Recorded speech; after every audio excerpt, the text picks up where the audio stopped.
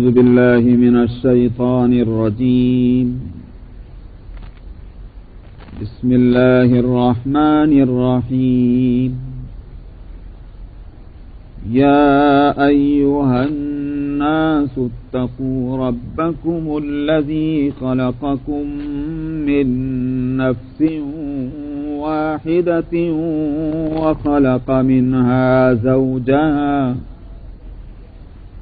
وخلق منها زوجها وبث منهما رجالا كثيرا ونساء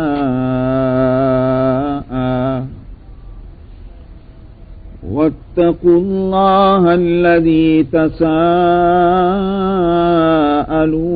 به والأرحام إن الله كان عليكم رقيبا. وآتوا اليتامى أموالهم ولا تتبدلوا الخبيث بالطيب ولا تأكلوا أموالهم إلى أموالكم إنه كان حوبا كبيرا. وإن خفتم ألا تقسطوا في اليتامى فانكحوا ما طاب لكم من النساء مثنى وثلاث ورباع فإن خفتم ألا تعدلوا فواحدة أو ما ملكت أيمانكم ذلك أدنى ألا تعولوا. وآتوا النساء صدقاتهن نحلة فإن طبن لكم عن شيء منه نفسا فكلوه هنيئا مريئا. صدق اللہ العظیم. سورت کا نام سورہ النساء ہے.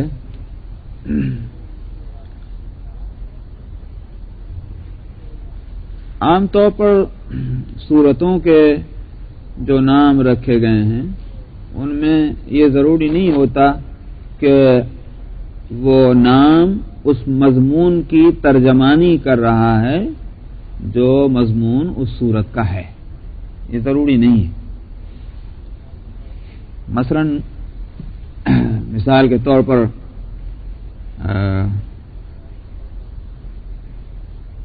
آپ کہیں کہ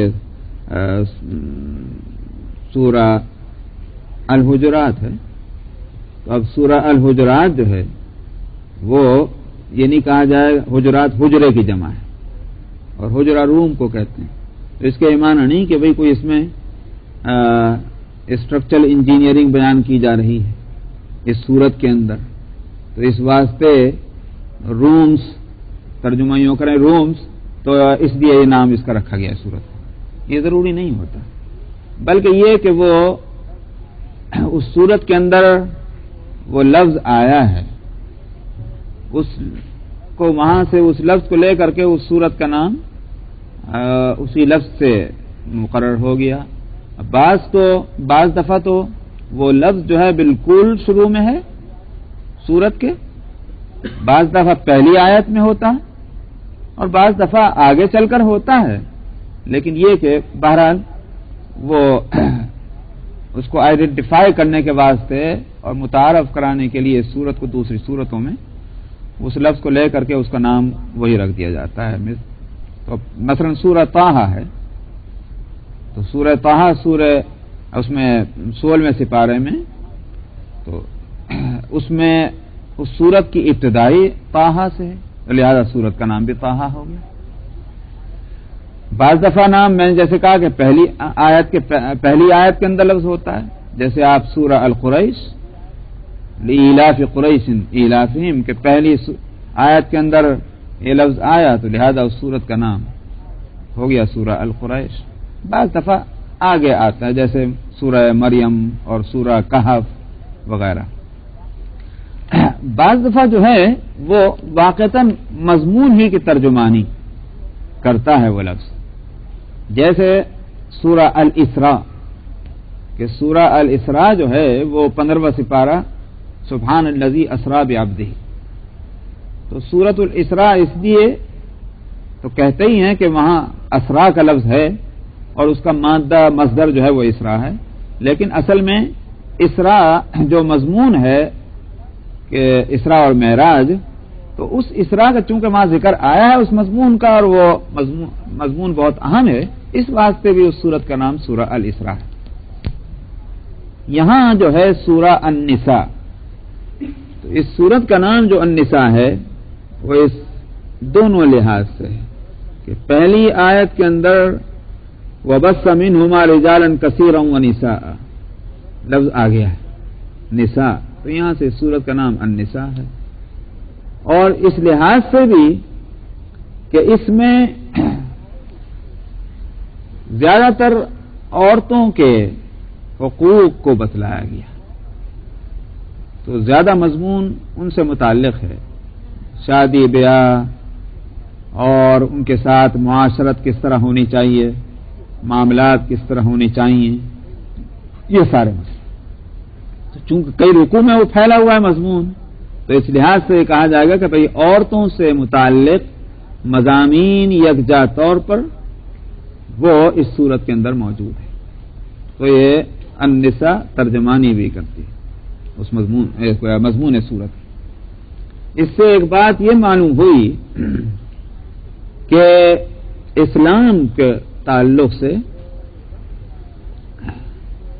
یورپ کا جو گند اڑایا ہوا ہے، اور جس سے ہم میں سے وہ لوگ کہ جو یورپ کی شاگردی پر ہی ہم لوگوں کو فخر اور ناز ہے، اور ہمارے کتاب میں کسی یورپی پروفیسر کی کتاب جو آ جائے بغل میں تو ہم اسی کو بغل میں رکھنے کو اپنے لیے فخر سمجھتے ہیں. آپ اس کو مذاق نہ سمجھیں بلکہ یہی صورتحال ہے.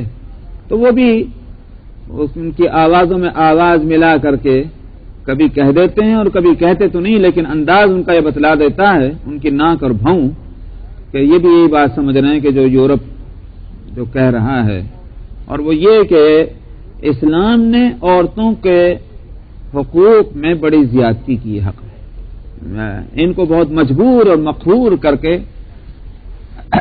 یوں کہیے کہ معاشرے اور سوسائٹی کے اندر رکھا ہوا ہے. یہ ہے وہ میں نے کہا کہ جو کیچڑ اچھالا ہوا ہے. حالانکہ آپ سب حضرات یہ خوب جانتے ہیں کہ اسی یورپ اور ویسٹ کا جو مذہب ہے ایک طویل عرصے سے سنچریز سے کرسچینٹی ہے، اس میں یہودی بھی ہیں. بہرحال دونوں کمیونٹی کی مقدس کتاب جس کو وہ اپنے مذہب کی کتاب کی حیثیت سے پیش کرتے ہیں اور پیش کر سکتے ہیں، وہ کیا ہے؟ بائبل ہے کہ نہیں؟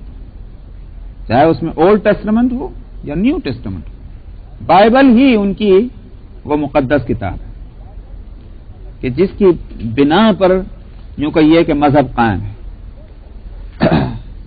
اس کتاب کو کھول کر کے یہ بتلا دیں کہ اس میں عورتوں کے حقوق کتنے بتلائے گئے، کچھ بھی نہیں ملے گا. وہ قومیں کہ جن کی مقدس کتاب اس مضمون سے خالی ہو، وہ قومیں اٹھ کر کے کھڑی ہوں اور شور مچائیں اور نعرے لگائیں کہ ہم ہیں عورتوں کے حقوق کی پاسداری کرنے والے، اور اسلام نے جو ہے ان کے حقوق کو کچلا ہے، رونڈ ڈالا ان کو. تو یہ اس کو کہتے ہیں، آپ نے اردو کا محاورہ سنا ہوگا کہ شیش محل میں بیٹھ کے دوسروں کے اوپر پتھر پھینکنا. یہ ہوش نہیں ہے کہ دوسرے کا نقصان میرے پتھروں سے کتنا ہوگا کتنا نہیں ہوگا، لیکن اگر اس نے ایک ڈھیلا بھی مٹی کا اٹھا کے پھینک دیا تو میرا تو گھر جائے گا. دیوانہ ہے وہ آدمی جو ایسا کرے گا. یہی حالت ہے آج۔ یورپ کو چونکہ اطمینان ہے کہ ان کے شاگردوں کی کثرت بہت ہے خود مسلمانوں کے اندر، اس واسطے ہم جو بات کہیں گے ہم ایک دفعہ کہیں گے وہ 50 دفعہ اس کو دہرائیں گے، ہمارا کام بن جائے گا۔ یہ ہے ساری مصیبت۔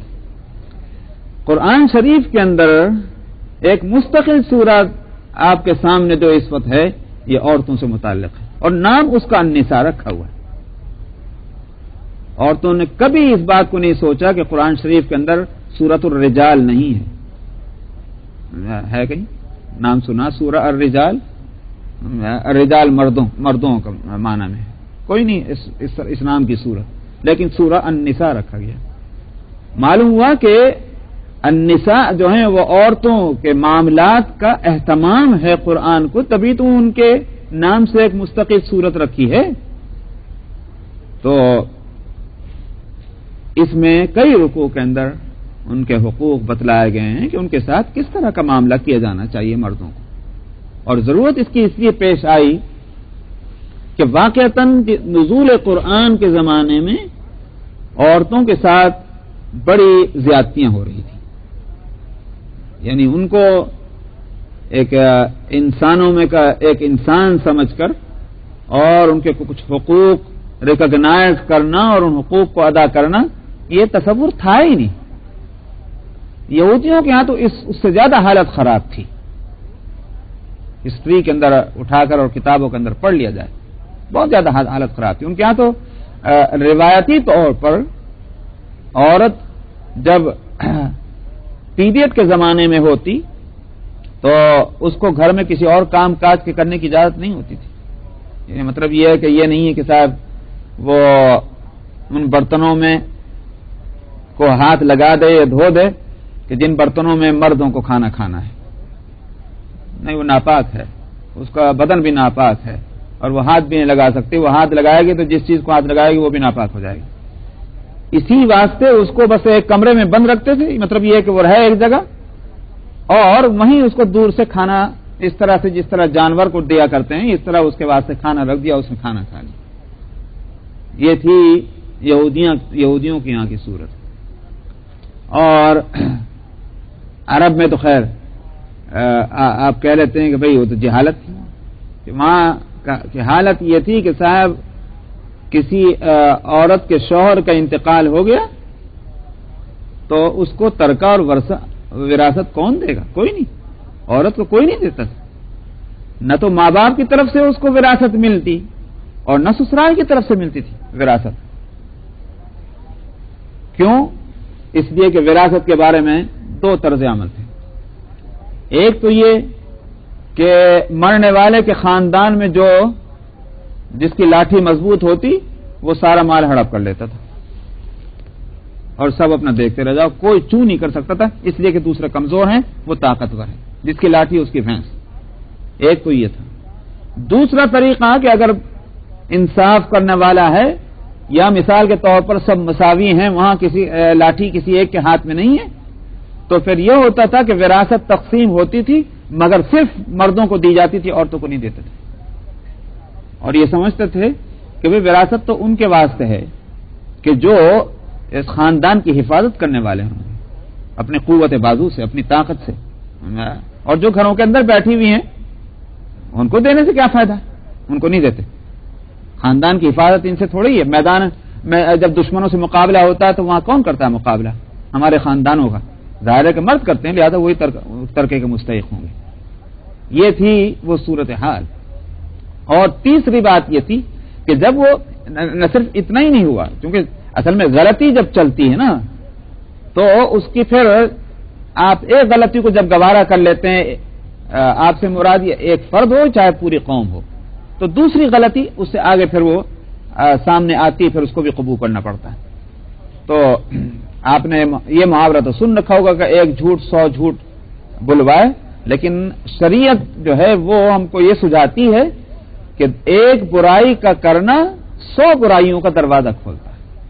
تو اس لیے معاشرے میں یہ پھر یہاں تک پہنچی تھی بات کہ جس عورت کا شوہر مر جاتا تھا اور تو اگر وہ عورت مثال کے طور پر ابھی جوان ہے، شکل و صورت کی بھی ٹھیک ہے، تو مرنے والے کے گھر خاندان میں جو سب سے پہلے آگے بڑھ کر کے اس کے سر پہ ہاتھ رکھ دے یا اپنا کپڑا ڈال دے وہ اسی کی ہو جاتی تھی. وہ کچھ نہیں کر سکتی، بس اب اس کی ہو گئی. اب وہ اس سے شادی کرے، جو بھی کچھ کرے، دوسرا نہ اس کے میکے والے نہ سسرال کے اور دوسرے لوگ کوئی چونو چرا نہیں کر سکتے تھے، کیونکہ بھائی جب اس نے آگے بڑھ کر کے اپنا کپڑا اپنے ہاتھ اس پہ رکھ دیا وہ ہو گئی تھی.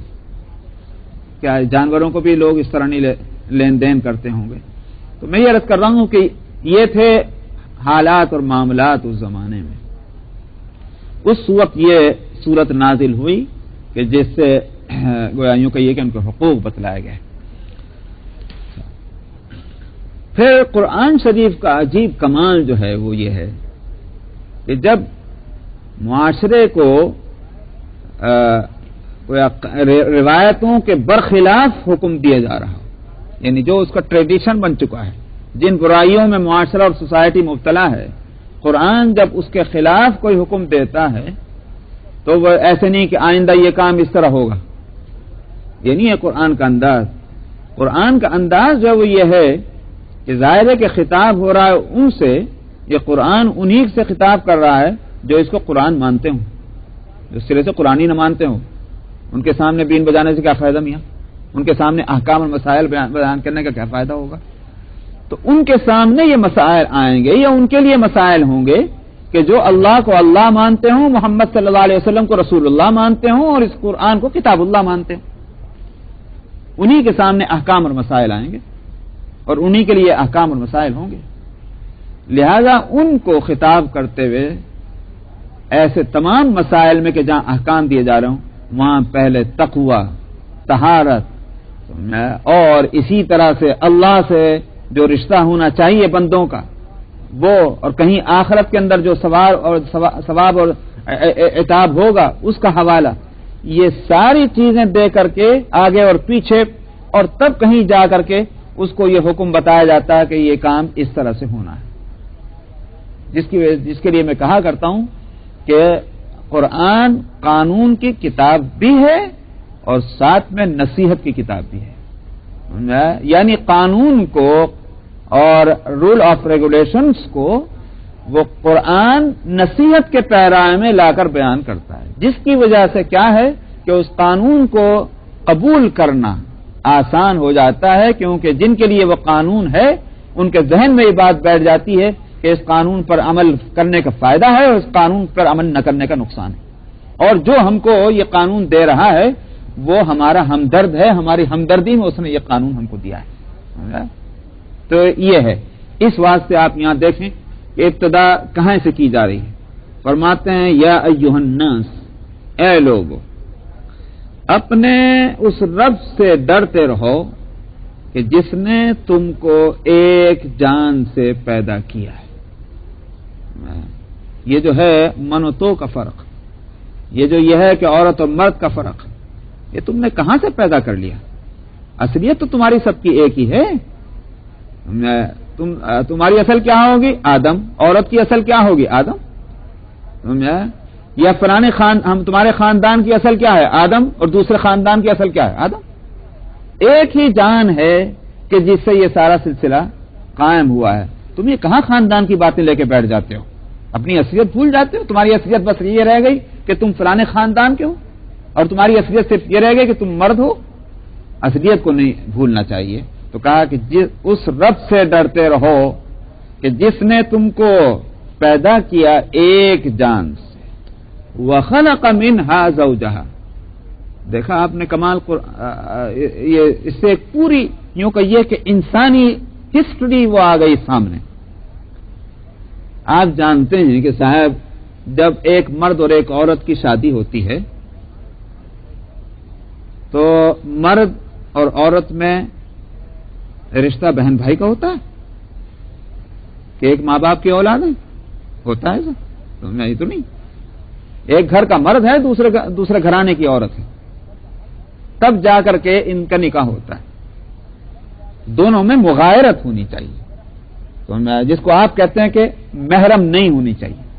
اگر وہ مرد اور عورت پہلے سے محرم ہیں تو کیا ہوگا؟ نکاح نہیں ہوگا نا بھائی، چونکہ یہ مغایرت نہیں ہے. تو مغایرت ہونی چاہیے۔ لیکن آدم اور حوا کے ساتھ علیہم الصلاۃ والسلام کیا کیا گیا؟ اللہ سبحانہ و تعالی یہ نہیں کر سکتے تھے کہ جس طرح سے آدم کو پیدا کیا بغیر کسی واسطے کے، اسی طرح سے حضرت حوا کو بھی پیدا کر دیتے ڈائریکٹ، اور مغایرت ہوتی اور دونوں کا پھر ایک دوسرے سے کی شادی ہو جاتی۔ وہاں یہ صورت نہیں کی گئی، وہاں صورت یہ کی گئی ہے کہ آدم علیہ الصلاۃ والسلام کو براہ راست وجود دے کر حضرت حوا کو ان سے نکالا گیا۔ کیوں نکالا گیا؟ اگر یہ نہ ہوتا تو پھر ساری دنیا کے انسانوں کی اصلیت ایک نہ رہتی، مرجع جو ہے وہ ایک نہ رہتا، سمجھا؟ اس لیے ایک فرد کو براہ راست وجود دے کر اور پھر سلسلہ جو ہے افراد کا وہ اسی ایک فرد سے چلا ہے۔ یہ ہے حکمت اس کے اندر، اس کو یہاں ایک لفظ سے بتا دیا گیا کہ الذی خلقکم من نفس واحدہ، کہ تم کو جس نے ایک جان سے پیدا کیا اور پھر اسی جان سے اس کا جوڑا بنایا، یعنی ان کی بیوی، وَبَثَّ مِنْهُمَا رِجَالًا كَثِيرًا وَنِسَاءً، اور پھر ان دونوں سے مرد اور عورت بہت سے جو ہیں وہ پھیلا دیے۔ یہ ہے وہ حکمت، اور ایک یوں کہیے کہ اس کا سلسلہ۔ اسی لیے حدیث میں اس کی وضاحت ہے کہ حضرت آدم علیہ الصلاۃ والسلام کی بائیں طرف کی پسلی سے حضرت حوا کو نکال پیدا کر دیا گیا۔ یہ ہوا، ظاہر ہے کہ وہ تو مرد تھے، عورت تو تھی نہیں کہ بھئی ان کے پیٹ میں رحم ہو اور رحم کے اندر بچے کی پرورش ہو اور وہ پریگننٹ ہو اور تب کہیں جا کر کے وہ پیدائش ہو، تو مرد ہیں، تو اس لیے ان کی پسلی سے نکال لیا گیا۔ اور اس میں کوئی یہ نہیں کہ مہینوں اور سالوں کا مسئلہ ہو، اللہ کے لیے کوئی ضرورت نہیں ان سب چیزوں کی۔ تو اس طرح سے حوا کی پیدائش ہوئی اور ان دونوں سے یہ سلسلہ پھر آگے چلا ہے۔ آگے فرماتے ہیں کہ وَاتَّقُوا اللَّهَ الَّذِي تَسَاءَلُونَ بِهِ وَالْأَرْحَامَ، ابھی کہا جا چکا اتقوا ربکم، وہاں تو رب کا لفظ لا کر کے تقوی کی اور خوف کی جو ہے کی طرف متوجہ کیا تھا، کیونکہ میں پہلے بتا چکا ہوں کہ ربوبیت جو ہے وصف، اس میں شفقت، عنایت، لطف و کرم، مہربانی، یہ ساری چیزیں اس میں ہیں۔ کیونکہ ربوبیت کہتے اس کو ہیں کہ کسی چیز کو درجہ ادنا سے ترقی دے کر کے درجہ کمال تک پہنچا دینا، یہ ہے ربوبیت، جس کو آپ اردو میں ترجمہ پرورش کرنا کہہ سکتے ہیں، اگرچہ پورا ترجمہ نہیں ہوتا۔ سوال یہ کہ پرورش جو ہے کوئی کسی کی دشمنی میں کیا کرتا ہے؟ کوئی تعلق نہ ہو تب کیا کرتا ہے؟ بلکہ پرورش تو وہی کرے گا اور اسی کی کرے گا کہ جس کے ساتھ اس کو محبت ہو، لگاؤ ہو، شفقت ہو، عنایت ہو، اس کی ہمدردی اس کو ہو، تب اس کی وہ پرورش کرتا ہے۔ تو ربوبیت میں تو اس سے کہیں زیادہ وہ بات ہے۔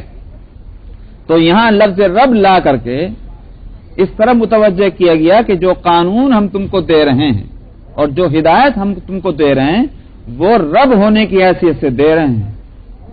کوئی یہ نہیں کہ ہمارا تمہارا کوئی تعلق نہیں ہے، بھگتو جو ہمارا حکم ہوگا تم کو بھگتنا پڑے گا، بلکہ یہ کہ ہم تمہارے ہمدرد ہیں، بہی خواہ ہیں، تمہارے اوپر شفقت مہربانی کرنے والے ہیں، اور ازرائے شفقت اور مہربانی جو ہے وہ یہ تم کو حکم دیا جا رہا ہے۔ یہ ہے رب کے لفظ کے لائے، تمہاں تقوی کا لفظ لائے، لیکن مسئلہ چونکہ اہم ہے، حقوق عورتوں کے بتلائے جا رہے ہیں، معاشرے کے برخلاف کچھ ہدایتیں عورتوں کے تعلق سے دی جا رہی ہیں جو مردوں پر بڑی بھاری ہوں گی، اس لیے تقوی کو بار بار لایا جا رہا ہے۔ پھر تو شروع میں تو دیکھ ہی یہ تھا کہ آپ نے اتقوا ربکم فرمایا، پھر دوبارہ فرماتے ہیں واتقوا اللہ، اللہ سے ڈرتے رہنا، الذی تساءلون بہ والارحام،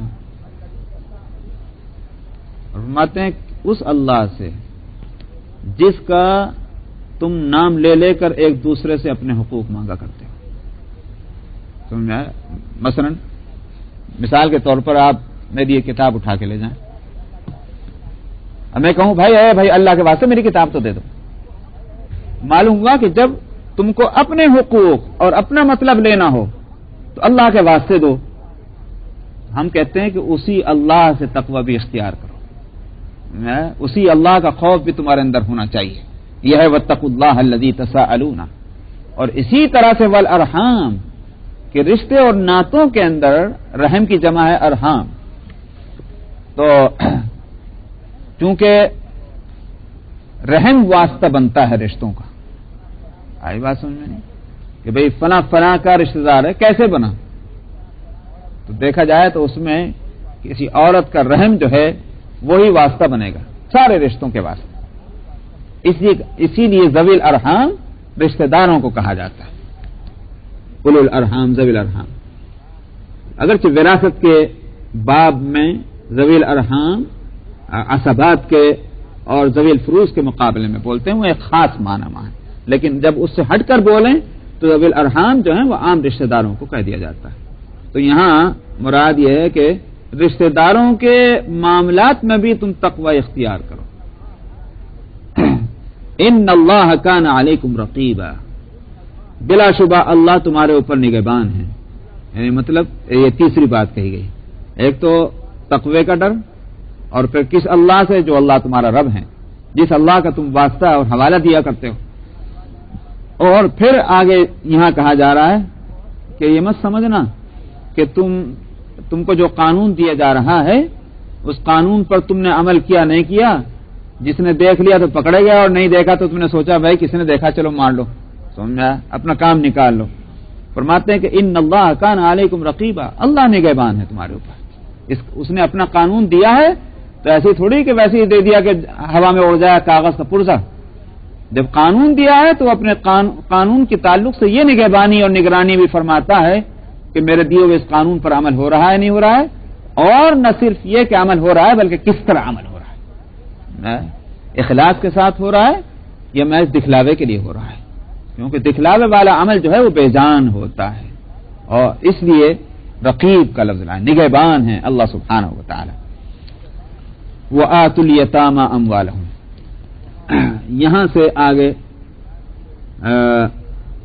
بات یہ تھی کہ نبی کریم صلی اللہ علیہ وسلم کی خدمت میں غزوہ احد کے بعد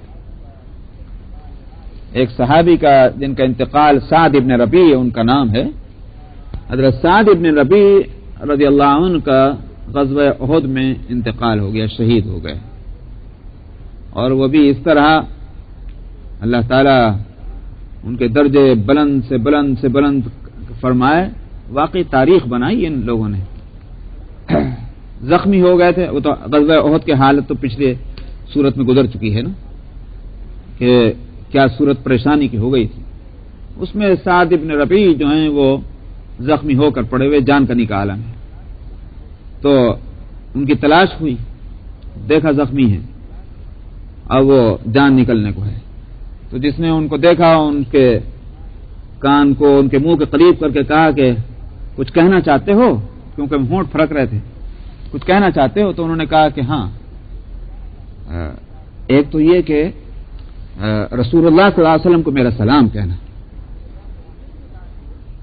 اور دوسری بات یہ، ہاں سلام کہنا، اور یہ کہ اللہ آپ کو بہت اجر دے کہ آپ نے ہماری آنکھیں کھولی. مرنے والا مرتے وقت جو ہے وہ اس بات کو کہہ رہا ہو، کوئی اور ہو جھوٹا سچا، وہ تو کہتا آپ کی خاطر مر لیا میں، ورنہ میں کچھ اور جی لیتا، سمجھا، آپ کی وجہ سے مصیبت میں پھنسا ہوں. اس مرنے کے وقت میں کہا جا رہا ہے کہ اللہ آئے جو ہے آنکھیں کھول دی. اور دوسری بات انہوں نے یہ کہی کہ یہ میری نصیحت اور وصیت ہے کہ رسول اللہ صلی اللہ علیہ وسلم کا جب ساتھ نہ چھوڑنا جب تک تمہارے دم میں دم ہے. تو اس کے بعد ان کی جان نکل گئی اتنا کہہ کر کے. تو یہ ہیں وہ سعد ابن ربیع رضی اللہ عنہ. تو جب ان کا انتقال ہو گیا تو ان کی جو بھی مال چھوڑا تھا، اب ان کے بچے تھے چھوٹے، وہ یتیم ہوئے. تو اس لیے اب یتیم تھے تو معاملہ لڑکیاں تھیں دونوں، اور وہ یتیم ہو گئیں. تو ان کی والدہ جو ہیں نبی کریم صلی اللہ علیہ وسلم کے پاس آئیں اور عرض کیا، یا رسول اللہ یہ دونوں میری بچیاں ہیں، میرے شوہر کا تو کی شہادت تو ہو گئی، اب ان کے چچا زاد جو تھے کزم وہ تو سارا مال لے گئے، اب یاد آ گیا ہوگا جو میں نے ابھی بیک گراؤنڈ بتایا ہے، تو میں اس دستور کے مطابق وہ سب لیں گے. تو رس کے یا رسول اللہ جب میرے پاس پیسہ نہیں تو میں بچیوں کو کی شادی بیاہ میں کیسے کروں گی جب بڑے ہو جائیں گے.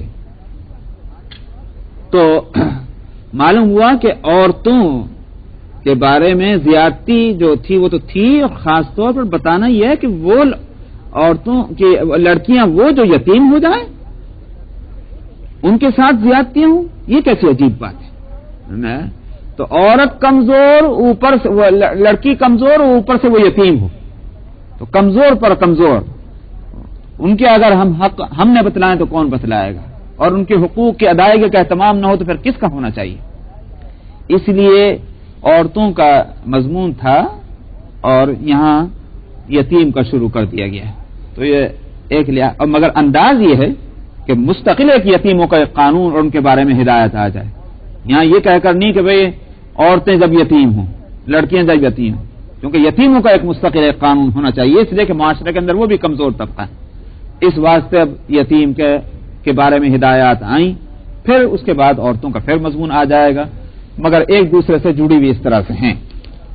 فرماتے ہیں کہ وَآتُوا الْيَتَامَىٰ أَمْوَالَهُمْ، یتیموں کو تم ان کا مال دے دو، وَلَا تَتَبَدَّلُوا الْخَبِيثَ بِالطَّيِّبِ، اور گندے مال کو اچھے مال کے بدلے میں مت لے لو.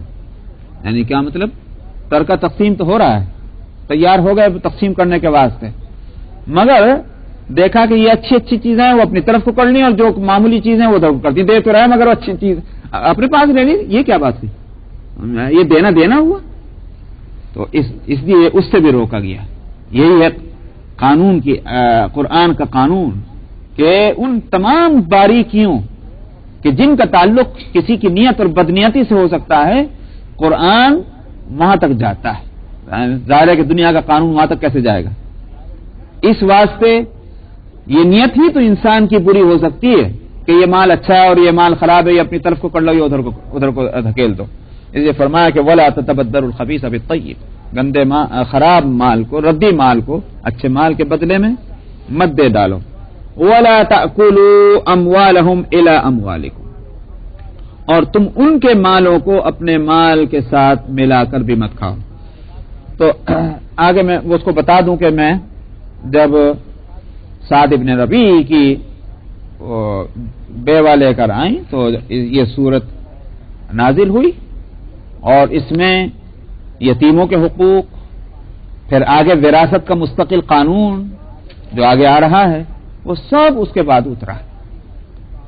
جب اتر گیا تو نبی کریم صلی اللہ علیہ وسلم نے سعد ابن ربیع رضی اللہ عنہ کے جو کزن تھے ان سب کو بلا کر کے آپ نے فرمایا کہ اتنا جو ہے اس قانون کے مطابق ان لڑکیوں کو دے کر، اور جو قانون ہے بتا دوں گا 2/3 ہے کہ اگر 2 لڑکیاں ہیں یا 2 سے زیادہ ہیں کسی کی تو 2/3، اور بیوہ ہے اس کا جو ہوگا اس کے 8واں حصہ، سمجھ میں آیا، کیونکہ اولاد اسی کی ہے.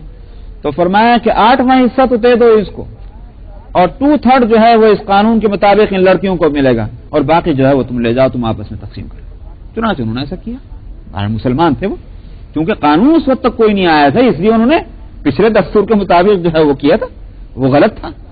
تو یہاں اسی سلسلے میں ہدایت دی گئی ہے وَلَا تَأْكُلُوا أَمْوَالَهُمْ إِلَىٰ أَمْوَالِكُمْ، اور ان کے مالوں کو تم اپنے مال کے ساتھ مت کھاؤ. یہ کیا تھا؟ صورت یہ تھی کہ بعض لوگ خاندان کے یتیموں کو لے تو لیا کرتے تھے، مگر دکھلاوا تو یہ تھا کہ ہم دیکھو کتنے ہمدرد ہیں، ہم کیسے داتا لوگ ہیں کہ جناب یتیموں کی پرورش کر رہے ہیں. دکھلاوا تو یہ ہوتا تھا، اور نیت کیا ہوتی تھی کہ یہ یتیم جو ہے اس کے باپ جو مال چھوڑ کے چلا گیا وہ بھی ساتھ آئے گا، اور ہم یہ کہہ کر کے بھئی ہم جو کچھ خرچ کر رہے ہیں یتیم کے اوپر خرچ کر رہے ہیں، ہم کو اپنے اوپر تھوڑی خرچ کر رہے ہیں. تو یتیم کا مال جو ہے وہ اس طرح سے اس سے فائدہ اٹھا سکیں گے. یہ ہوتا تھا جس کو آپ کہہ سکتے ہیں کہ بھئی دھاندلی ہو رہی تھی، اچھائی کے نام پر برائی ہو رہی تھی. قرآن پاک نے اس کی بھی ہدایت دی، فرمایا تم ان کے مالوں کو اپنے مالوں کے ساتھ ملا کر مت کھاؤ. تو یہ جب آیت آئی تو صحابہ تو وہاں تو یہ تھا حکم آنے کی دیر ہے، حکم آ گیا اور اس کے بعد انہوں نے پھر عمل اس طرح کرنا شروع کیا کہ کیا کوئی اس کی مثال پیش کرے؟ یہی تو فرق ہے ہم میں اور صحابہ میں. ہمارے جیسے صحابہ ہوتے تو اسلام اپنے پیروں چل کر اتنے صدیوں تک تھوڑی چلتا ہم تک پہنچتا. وہ تو عجیب تھے، اللہ نے ان کو اپنے رسول صلی اللہ علیہ وسلم کے اپنے نبی کی صحبت کے واسطے کس طرح سے منتخب کیا تھا. تو جب یہ آیت اتری تو جن لوگوں کے یہاں یتیم تھے اور ان کا مال تھا انہوں نے ان کا سارا ساز و سامان الگ کر دیا. یہ تمہارا سامان ہے اور ہم اس کو ہاتھ نہیں لگائیں گے، یہ رکھا ہے.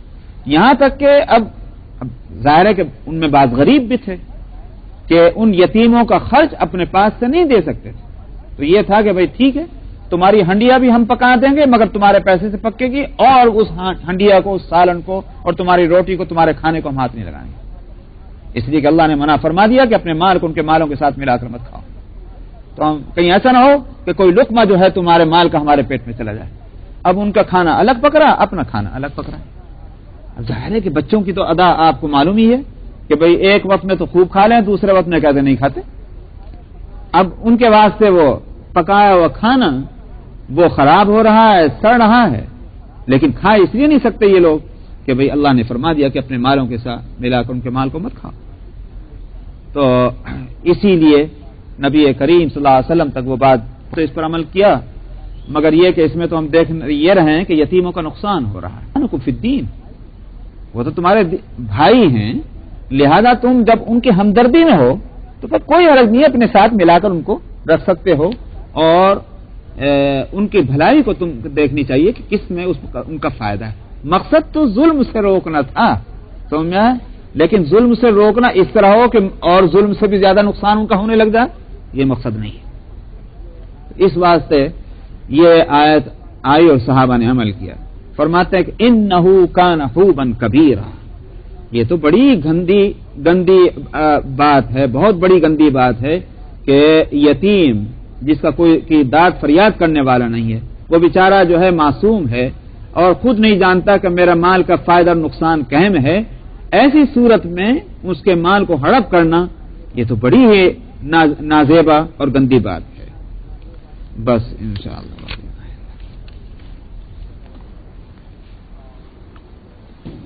اعوذ باللہ من الشیطان الرجیم. بسم اللہ الرحمن الرحیم. وَإِنْ خِفْتُمْ أَلَّا تُقْسِطُوا فِي الْيَتَامَى فَانكِحُوا مَا طَابَ لَكُم مِّنَ النِّسَاءِ مَثْنَىٰ وَثُلَاثَ وَرُبَاعَ. فَإِنْ خِفْتُمْ أَلَّا تَعْدِلُوا فَوَاحِدَةً أَوْ مَا مَلَكَتْ أَيْمَانُكُمْ ذَلِكَ أَدْنَىٰ أَلَّا تَعُولُوا. وَآتُوا النِّسَاءَ صَدُقَاتِهِنَّ نِحْلَةً فَإِن طِبْنَ لَكُمْ عَن شَيْءٍ مِّنْهُ نَفْسًا فَكُلُوهُ هَنِيئًا مَّرِيئًا. وَلَا تُؤْتُوا السُّفَهَاءَ أَمْوَالَكُمُ الَّتِي جَعَلَ اللَّهُ لَكُمْ قِيَامًا وَارْزُقُوهُمْ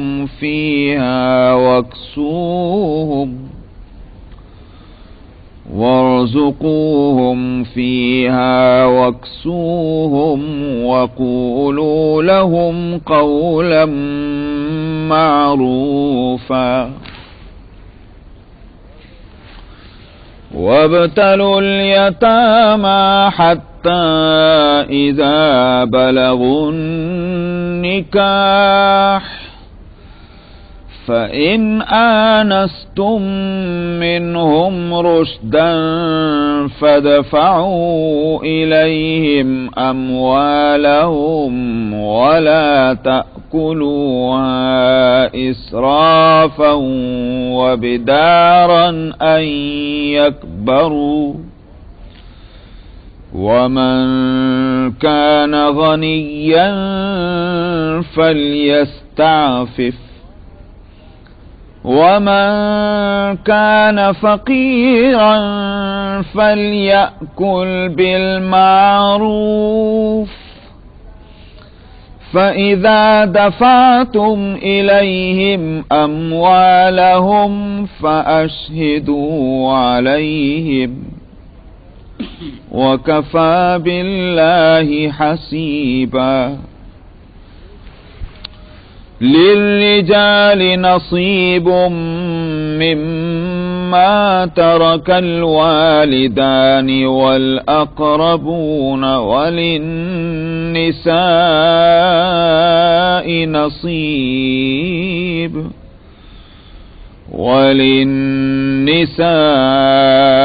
نصيب مما ترك الوالدان والأقربون مما قل منه أو كثر نصيبا مفروضا.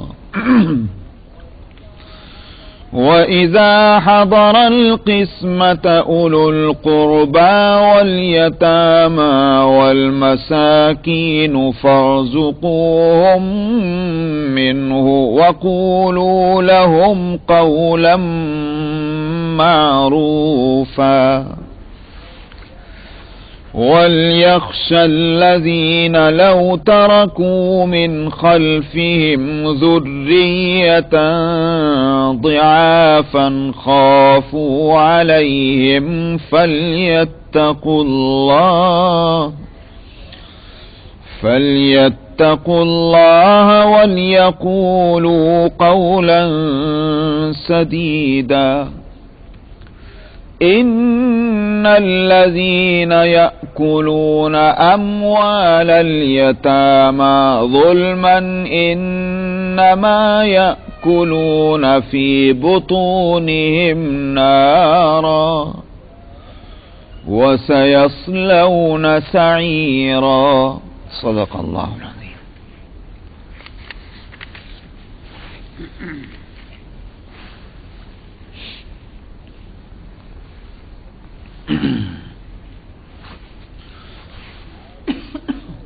آیت نمبر 2 سے مسئلہ چل رہا تھا کہ یتیموں کے معاملے میں کوئی ناروا سلوک نہیں ہونا چاہیے. ان کا اگر مال ہے تو اس مال میں تمہاری طرف سے دیانتداری اور ایمانداری کا معاملہ ہو. یہ نہ سمجھو کہ یتیم چونکہ بول نہیں سکتے اور ان کی طرف سے کوئی اور بولنے والا نہیں، لہذا تم ان کے مال کو خورد برد کرنا چاہو اور اس سے ناجائز فائدہ اٹھانا چاہو. کہا تھا کہ یہ بڑی گندی بات ہے. یہاں سے اسی سے ایک اور اس کا ایک شاخسانہ تھا تو اس کی طرف اشارہ ہے. شاخسانہ اس کا یہی تھا، یتیم لڑکیوں کو لے لیا اپنی زیر پرورش، جب بڑی ہوئیں تو ان سے ایسی لڑکیاں کہ جن کے باپ نے مال چھوڑا ہے، پراپرٹی چھوڑی ہے، کھیت ہیں، باغات ہیں، یہ ہے وہ، تو ایسی یتیم لڑکیوں کو پرورش میں لے کر اور جب بڑے ہو جائیں تو پھر اب یہ کہ اگر ان کی شادی کریں گے کسی اور سے تو ان کے باپ کا مال انہی کے ساتھ چلا جائے گا، پراپرٹی بھی. تو کیا کرتے؟ خود ہی اس سے شادی کر لیتے، حالانکہ کوئی رغبت اس کی طرف نہیں ہے. یوں کہیے کہ شخصی طور پر کوئی اس خواہش اس کی نہیں تھی کہ اس سے شادی کی جائے، مگر صرف مال کسی اور جگہ نہ جانے پائے. تو اب ظاہر ہے کہ جب رغبت نہیں ہے تو پھر وہ بیوی کہاں کو بنی؟ تو محض اس کو روک کر رکھنے والی بات ہے. تو یہ تو ایک ظلم ہے اور زیادتی ہے. یہ تھا مسئلہ. اس لیے یہاں اس کو بھی اس انداز میں بتلایا، اس کو ٹوکا گیا ہے کہ خود اس سے ایک قانون اور ایک اصول مستقل طور پر سامنے آیا۔ فرمایا کہ اگر تم کو ڈر ہے کہ تم یتیموں کے معاملے میں انصاف نہ کر سکو گے، یعنی شادی کرو، ہم شادی کرنے سے نہیں روکتے، مگر یوں دیکھو کہ تمہارے ذمہ پھر یہ صورت ہے کہ تم شوہر وہ بیوی، تو شوہر اور بیوی کے رشتے کے جو تقاضے ہیں اور عدل اور انصاف جس طرح ہونا چاہیے کہ اگر دو بیویاں ہیں تو اس سے کوئی قطع نظر ہوگا کہ وہ یتیم تھی پہلے اور یا نہیں تھی، اس کے ساتھ انصاف کا معاملہ ہونا چاہیے۔ لیکن اگر تم سمجھتے ہو کہ تم انصاف نہیں کر سکتے تو پھر تم اس سے شادی کیوں کرو؟ اس سے مت کرو، تم کسی اور سے شادی کر لو۔ فَانْكِحُوا مَا طَابَ لَكُمْ مِنَ النِّسَاءِ، جو تمہیں بھلی لگے، اچھی لگے عورتوں میں سے، تم اس سے شادی کرو، اس سے کیوں کرتے ہو؟ اور پھر ہماری طرف سے تم کو ضرورت کے مطابق اجازت ہے کہ مثنی وثلاث ورباع، تم 2 سے کر سکتے ہو، 3 سے کر سکتے ہو، 4 سے کر سکتے ہو۔ یہ ضرورت کا لفظ میں نے اس لیے کہا کہ آگے کا لفظ آ رہا ہے۔ فَإِنْ خِفْتُمْ أَلَّا تَعْدِلُوا فَوَاحِدَةً، اگر تمہیں ڈر ہے کہ تم ایک سے زیادہ شادیاں کرنے میں ان کے ساتھ عدل کا معاملہ نہ کر سکو گے تو پھر تمہارے لیے جائز نہیں ایک سے زیادہ شادی کرنا۔ اچھا صاحب، اب یہاں رک جائیے اور آگے